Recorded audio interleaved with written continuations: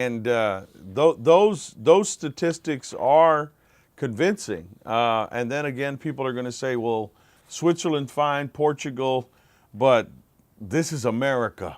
I mean, it's a bigger land. It's geographically different. They're not part of the European Union. Our borders are different. There's many other factors. How do you respond to the people that say we are a unique country with unique cultural values, and we're not as homogenous as Portugal and Switzerland, and there are motivations in and outside this border right here that will keep the drug trade going and cause more deaths? Well, Senator Webb says it best. He called for a Blue Ribbon Commission to study the criminal justice system in America, and what his statement was, either we have inherently the most violent people on earth living within our borders, or there's something seriously wrong with our criminal justice program. I go with there's something seriously wrong with our criminal justice program. These people that they're trying to throw rocks at are the disenfranchised people that grow up in poverty, don't have a lot of opportunities. They see their way out of because they can make so much money doing drugs, and then once you get started in it, it's just easier than flipping burgers, and you make more money. We make this monster early on in life, and then we have to live with him as he matures and grows. We've got to stop it. If we don't stop new people from ever becoming users and going down this rocky road, this path that leads to criminal convictions and then marginalized the rest of their lives, we're never gonna be able to overcome the issues that we're facing in this country with this. And the demographics in America are changing quite quickly. To those that haven't noticed, the last election should have pointed out to my Republican colleagues, but I think they're a little hard of hearing. We're changing in this world, and especially in America. And it's time to embrace change instead of fighting it, adapt a strategy that will work instead of staying with one that for 40 years hasn't worked. And let's work our way through our issues and our problems in this country instead of just trying to incarcerate our way out of it. Because even the drug czar himself has stated that we will not arrest our way out of this problem. And he's right, we won't. There's got to be a better solution than what we're doing.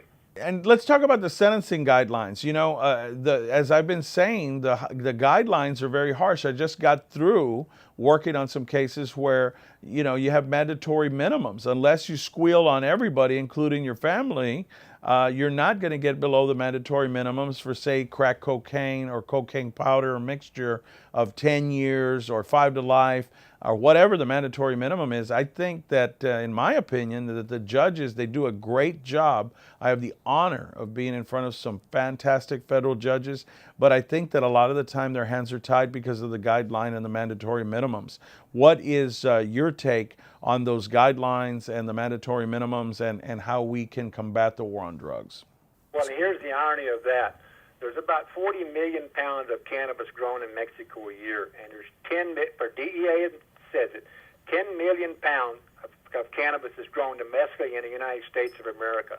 10 million pounds is grown here in our national parks, our state parks, our forest lands, people's basements, their garages, out by the guerrilla groves in the backwoods. There was like 20 acres growing within half a mile of the DEA headquarters in Dallas. You can't stop this. It's ludicrous to think you can, and to put someone in prison for doing something that's not harming other people. Now, and what I want to go back to on that is we waste so much time prosecuting drugs that we only solve 12.4% of our burglaries in this country. We solved 11.8% of our motor vehicle thefts. Robberies, 28%. Aggravated assault, a little over 50% of the people are prosecuted for that. Forcible rape, 40%. The state of Texas has 20,000 rape kits that have not been processed. We've got the money to do these other things. Real crime is going unpunished, and you're punishing people that are the only victim is themselves. And to those people that argue, no, when they use drugs and do it around kids, they're setting a role model, an example, and it's a never-ending drug usage. Because I can hear my Republican friends saying that too, and not just Republicans, everybody's saying, oh no, if we legalize it, then daddy can smoke a joint on the back porch and it's going to affect that child. It's going to imprint on that child. It's okay for me to use marijuana too. Well, if you think about it, most kids don't want to do what their parents are doing. They want to do exactly the opposite, or that's been my experience with my children. But the point of it is they're doing it anyway. Right now, with an unregulated and uncontrolled market, the DEA estimates there are 900,000 teenagers selling drugs in this country. That means 900,000 teenagers selling drugs to whom? Adults? No, to other teenagers. You've got to regulate and control it. Take it out of the hands of these kids selling to other kids and make them go into a store and show an ID. The only success we've had in America in the last 30 years is we've reduced cigarette smoking by 50%, and we didn't put anybody in jail or no one went to prison. So that's a success. So we ought to build on these successes, and we did that through education and social pressure, not through incarceration. So we can win this if we change our strategy. This is not an unwinnable game. And kids, like I already mentioned in Portugal, less kids are using drugs than in the United States, and it's legal. So it works. We've got 40 years of propaganda, and people are having trouble getting their heads around it. I recently, 2 years ago, I spoke to the Republican Women's Club in Laredo. And the lady there, the president of the club, said, this should be on the Republican platform. And it should be. And the reason it should be is because if we can reclaim our inner cities, we can take our cities back from drug gangs and cartels, which now the cartels have influence in 1,000 American cities, up from 300 and something 4 years ago. If we can take our inner cities back, look at the jump in real estate values for these rundown, derelict areas as people begin to move back in them and buy these houses and renovate them, and the parks will be alive with kids again instead of street dealers. It's a Republican issue if we just wake up. If there's money to be made by getting rid of these derelict areas of our city. If you haven't been to Baltimore, Maryland lately, you should go, because that city is devastated by the drug war.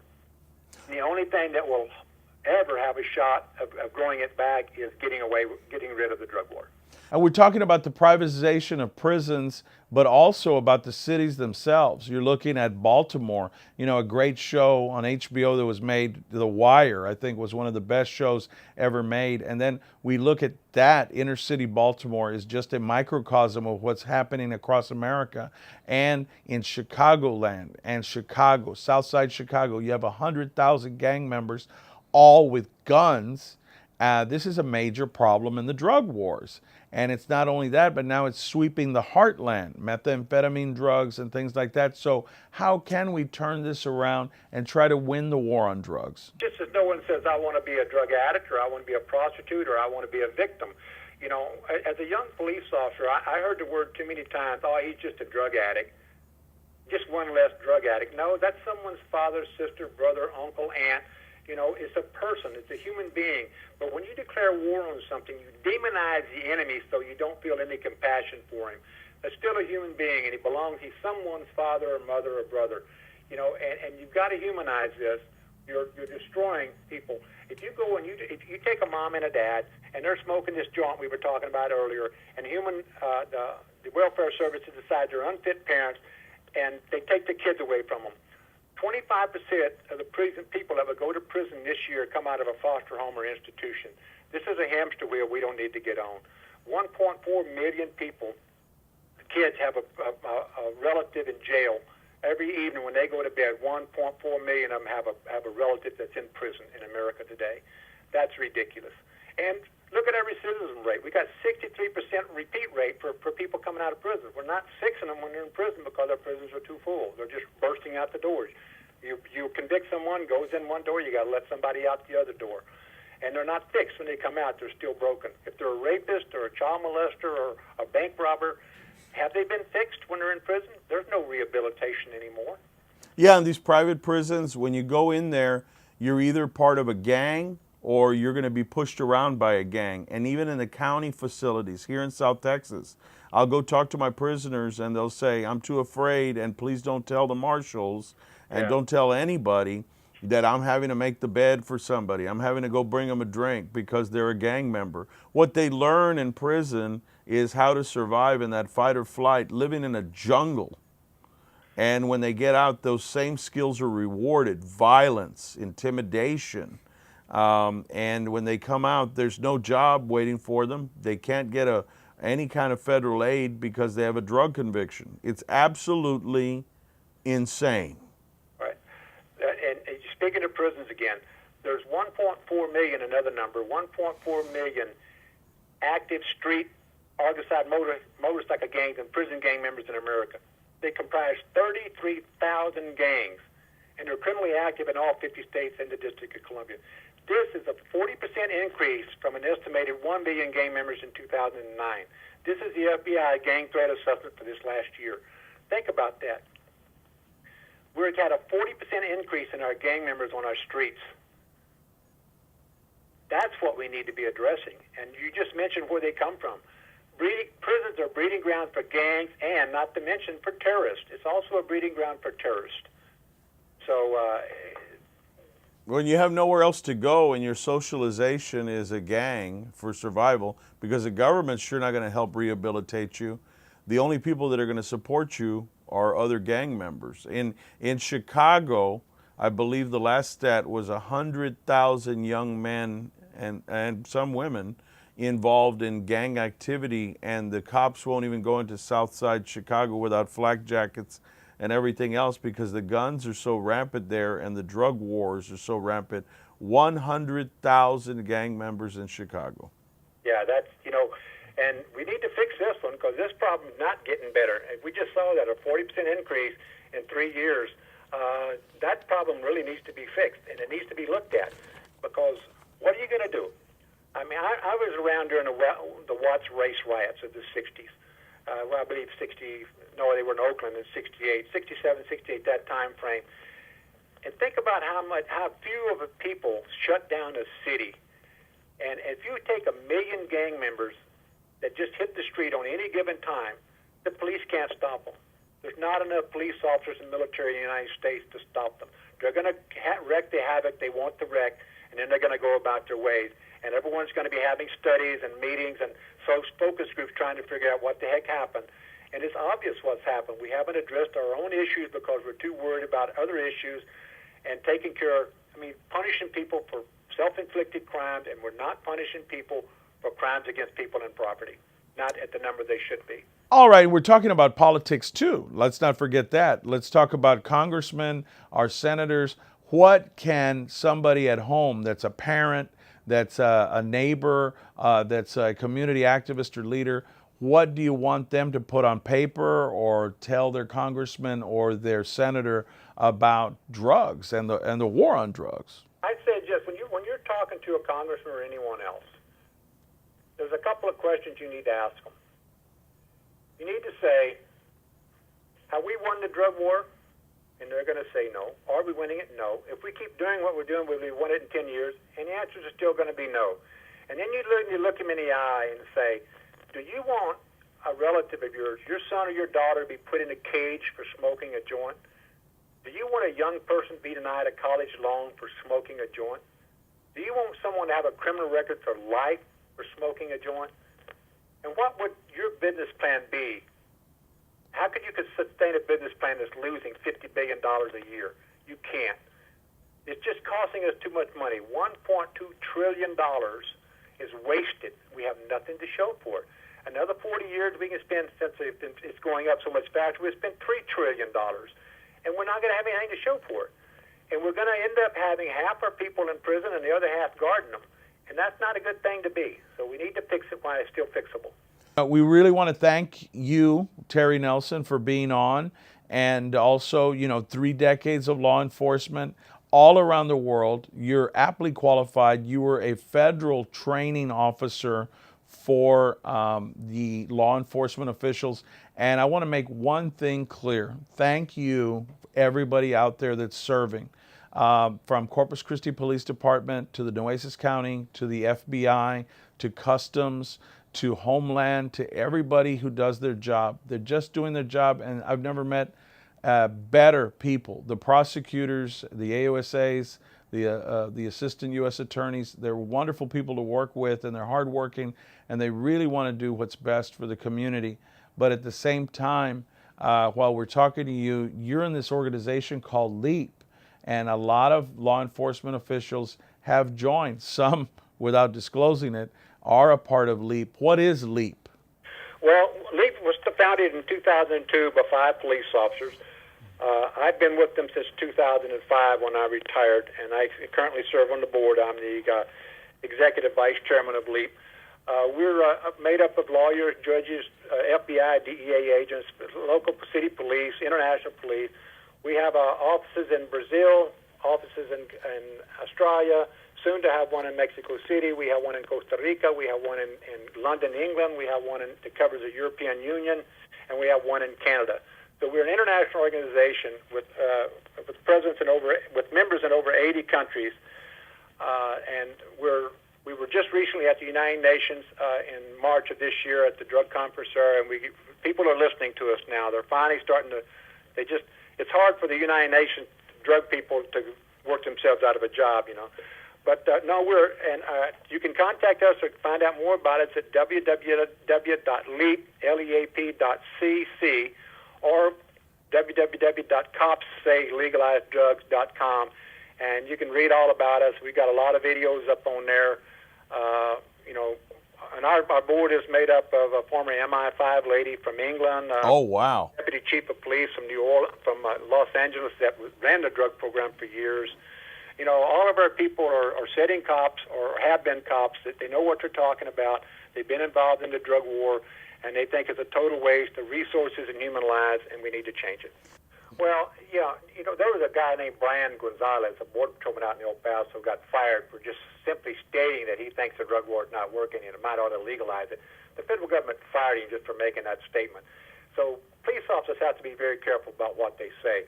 Now, we have over 2,000 police officers in LEAP, and about half of them are what we call stealth members because they don't want their names out there because they're afraid they'll be fired, because it's just dissent is not tolerated in this country. I mean, even though you have a God-given right in the Constitution to petition for your grievances, you can't dissent, so to speak. If, your First Amendment rights often infringe upon. But you know, you've got to speak your piece. You've got to. If you know something's wrong, you don't keep doing it. You stop it. I served 3 years in Iraq as an advisor to the Iraqi Department of Border Enforcement, and I saw Iraqi colonels deal with heroin, raw opium paste coming across the border in a much more civilized manner than we do in America. This is in Iraq. They took the stuff away from them and they sent them back to their country. That's how they dealt with it. And I could not disagree with it because it's coming out of Iran. There's so much raw opium in Iran is unbelievable. Of course, it's just next door to Afghanistan, of course. But they know, everybody really knows that we're not winning. If it wasn't for the money, and maybe it's some politicians that get tough on crime, got them elected, and they don't know how to say, God knows I made a mistake, I'm sorry, let's reassess this and let's do something different. I think that's the hardest words in the world to say is, I was wrong, I made a mistake, especially for politicians. I don't have any trouble saying it. You know, if I mess up, I just go ahead and admit it and get it over with. But no, our brother officers are doing a job. But these mandatory minimum sentences just kill more officers than anybody out there, because you make the stop, you don't know it's the guy's third offense. You don't know, you're just making a traffic stop, and you don't know that the guy's looking at life in prison. He has nothing to lose, so he caps you when you walk up to the window. It's dangerous for police officers. It's dangerous for our citizens because our police officers are getting this Fort Apache mentality where it's us against them. You know, let's gear up. We're going to war out on those streets. You know. And they look like they're going to war with all their battle gear and the stuff that they're carrying today. It's really it's frightening. The militarization of our American police force is really sad. It breaks my heart to see it. Well, all right, and let's talk about the sentencing guidelines. You know, as I've been saying, the guidelines are very harsh. I just got through working on some cases where, you know, you have mandatory minimums. Unless you squeal on everybody, including your family, you're not going to get below the mandatory minimums for, say, crack cocaine or cocaine powder or mixture of 10 years or 5 to life or whatever the mandatory minimum is. I think that, in my opinion, that the judges, they do a great job. I have the honor of being in front of some fantastic federal judges, but I think that a lot of the time their hands are tied because of the guideline and the mandatory minimums. What is your take on those guidelines and the mandatory minimums and how we can combat the war on drugs? As you, I feel sorry for the judges because they don't have any leeway. The The sentencing laws took the judge's rights away to judge, to assess a case, evaluate, looking at the person in front of me, to make an evaluation. This person will not benefit from 5 years in prison. This person will benefit from a suspended sentence. The judge doesn't have that leeway anymore. The lawmakers took that away from him. And there's a movement to get it back, of course, and I think they will get it back because mandatory minimums are just crazy. They're killing us. And they take justice out of the justice system. Because there's nothing just about putting someone in prison for life for stealing a pizza, even though it was his third offense. There's nothing just about that. And people don't, I know it was meant for much more serious crimes, but the law is blind in that respect. You might stick up a grocery store, or knock someone over the head, and your third offense is minor, but you go to prison for life. And that's about $30,000 a year the rest of your life. And if you had children, they're going to go into foster homes, and that's going to be another probably $25,000 a year to manage that situation. It's just costing way too much money, and there's no way out of it. Well, retired lawman Terry Nelson, and if you want to know more about him, you can also visit www.leap.cc/author/Terry. And we're very excited that you came on. I think that this is a unique perspective. I'm proud to be a lawyer in the federal system and advocate for clients and rage against these guidelines that tie judges' hands sometimes. And I'll continue fighting in my own way, but I want to thank you for everything you've done over the last near decade after your retirement, and you're to be commended.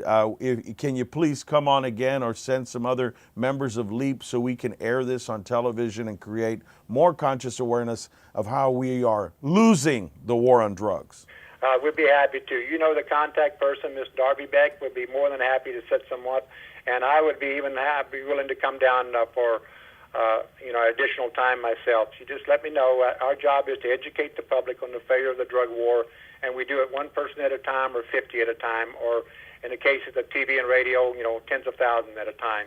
So that's what we do. We're a 501c3. We're all volunteers. We don't get paid. We're not paid for what we do. We do it because we think it's the right thing to do. And thank you, Terry Nelson, former lawman and one of the founders of LEAP. And you can go to leap.cc/Terry/author to learn more about why he is saying that we are losing the war on drugs the way we're fighting it right now, and the solutions in saying how we can win the war on drugs, save our children, and at the same time not house all of our citizens and the other half watching them and guarding them. So again, we're going to be bringing him on, Terry Nelson, and he's going to be talking about the unjust sentences. We're going to be talking about the war on drugs that we are losing, and we're going to be talking about how to save our children and do it the right way.